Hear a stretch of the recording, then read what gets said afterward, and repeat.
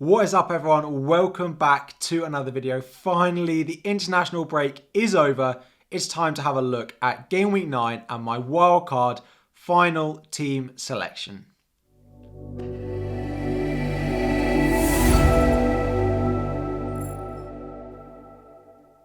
What is up, everyone? Welcome back to another video. Today, it is finally time to look at my Game Week 9 final team selection. I'm pretty much there in deciding on the players that I want to own on my wildcard going into Game Week 9. A lot of tinkering has taken place. We're pretty much there. Not that much has changed from the past video, but there are a couple of final decisions that I do feel like I'm finally getting down to exactly where I want to be. Just before we go and dive into that, a quick reminder of how I got on in Game Week 8. It was a long time ago.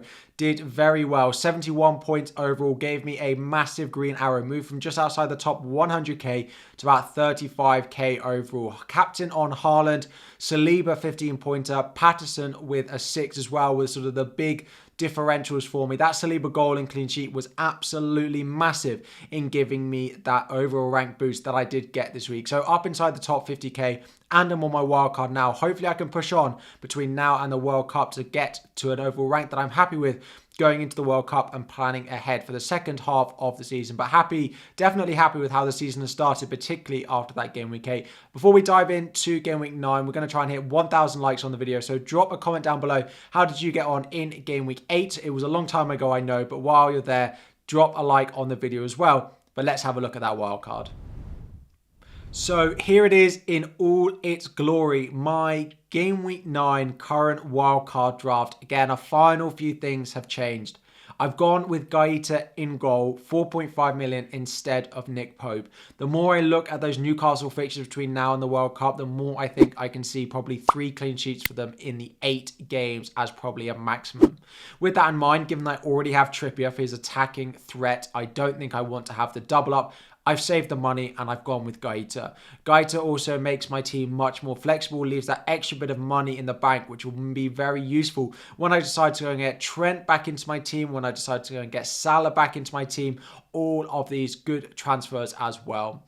In the defense, another change. I have gone with James Justin. Again, I'm just conscious that Brendan Rodgers may lose his job. Then Leicester may look really good. Their fixtures are very, very nice, as a lot of us are doing, with the likes of Maddison, even Ward in goal. I have gone with James Justin over Neco Williams. Aurier's come in, although people tell me these are backup for Neco Williams. Does concern me a little bit. If they don't keep performing, they might try and reshape things a little bit. But yeah, James Justin has gone in there at a really nice price of 4.3, along with Gahey as my other cheap option. In midfield, it does stay the same. At the moment, I still have De Bruyne, and my front line is still the same. In terms of what I would look to change and any final decisions I've got to make, basically, it's Liverpool is the big question that I've got in here. I've got no Trent and I've got no Salah. If I wanted to go and get them, I'd basically have to do one big downgrade, and that would either be Martinelli down to Leon Bailey, and then have to play Bailey, Gahey, James Justin or Andres Pereira every week, or I could just go and sell Ivan Toney and go and get Dominic Solanke in. Those Bournemouth fixtures are really nice. I spoke about Solanke in my top players to target video, and I know a lot of people, Andy, etc., have spoken about Dominic Solanke as a potential pick. It could work. My only thing is Toney has that Bournemouth own fixture this week, which is the one that I really want to go and have him for. Now, on the other side, there is that good fixture for Dominic Solanke at home to Brentford, which is a good fixture for him. And I could just do that and then have the money in the bank and then either start with Mo Salah and start with Trent, or potentially bring them in a couple of weeks. The other big thing, of course, is do I actually just want Salah in my team this week? He could be a big differential captain against Brighton.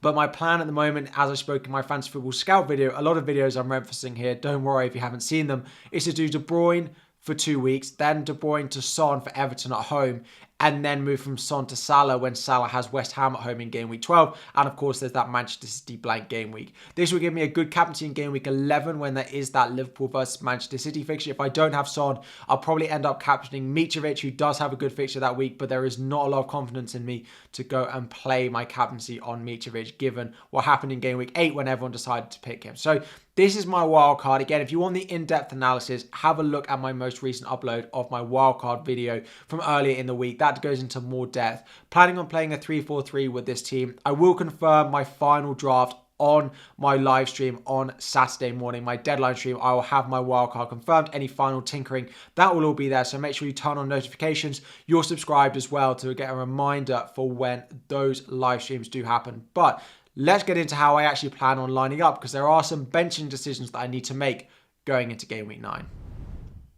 So Game Week 9 team lineup looks like this. Before we do, again, we're aiming for 1,000 likes on the video. Thank you all so much for your support. Even though the international break, when there's less FPL to focus on, the support has been crazy good. So thank you all, but do like the video. Try and get me to 1,000 likes. So in goal, I'm starting Ward in goal. Gaeta has Chelsea this week. From Game Week 10, those Palace fixtures get very nice, but I don't want to start them against Chelsea. I've also got Gahey on the bench, so benching double Crystal Palace defence does mean that I have Ward in goal. He does have a good fixture. If there's ever a clean sheet potential for Leicester, it surely is this one. I do think there's a good chance that Iverson potentially gets into that Leicester starting lineup, but I have started Ward. If he doesn't play, then fine, Gaeta will come in off my bench. It is a back three. It is sort of as I would have expected. We have got Cancelo in here. We have got Reece James in here, and we got Trippier in here as well. Again, Trippier against Mitrovic isn't ideal, but at least it's not the double up in goal with Pope and Trippier that I know other people are relying on. Mitrovic is a great option at home, and Trippier does have the attacking threat.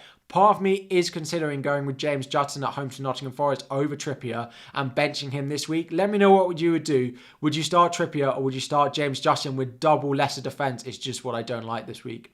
Into midfield, we do of course have De Bruyne, we have Martinelli, we have Maddison, and we have Zaha. And actually there's only one really good fixture in this week, but I am picking this midfield basically from Game Week 10 onwards. They all have really nice fixtures, but this week isn't that great. Again, Manchester United for De Bruyne, then you got Tottenham for Martinelli, and then finally you have Chelsea for Wilfried Zaha. And then up front, it is Tony. Again, Bournemouth away. I do want him for this fixture, although maybe that motivation is lacking after not getting a minute for England over the international break, or maybe it could give him the boost that he needs to go and get another hat-trick for me.